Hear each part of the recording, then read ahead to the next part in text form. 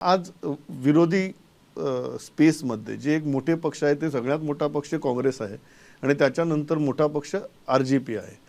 Sir आपल्याला एक गोष्ट प्रामाणिकपणे वाटते का की या दोन्ही पक्षांनी, कारण युती जर म्हटली आपण म्हणजे लेट्स टॉक फॅक्ट्स, कारण हे दोनच पक्ष महत्त्वाचे पक्ष आहेत in terms of vote share, आणि हे दोन्ही पक्ष जर एकत्र आले तरच काहीतरी सायझेबल इम्पॅक्ट ऑन ग्राउंड होऊ शकतो.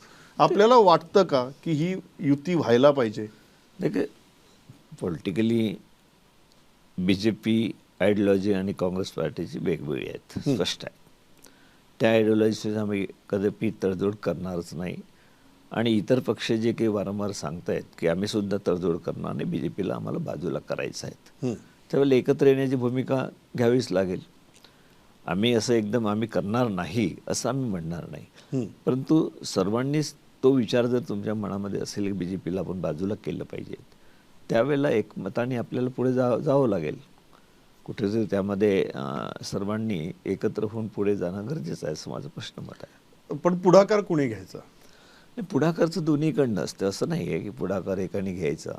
ज्यावेळेला सीट शेअरिंगचा विषय येतो त्यावेळेला हे केलं जातं की तुम्ही चर्चा करायची आहे, ते सुद्धा इच्छा त्यांनी प्रदर्शित केली पाहिजे. ज्याने जाहीर करतील किंवा आम्ही सोबत जाऊ त्यांच्याशी आम्ही चर्चा करू.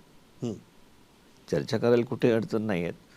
तसे गोवा फॉरवर्डशी केले होती, तसे RJC सोबत आम्ही चर्चा करू. जे BJPला हरवण्याच्या दृष्टिकोनातून जे सहकार्य करतील त्यांना आम्ही सोबत घेऊ.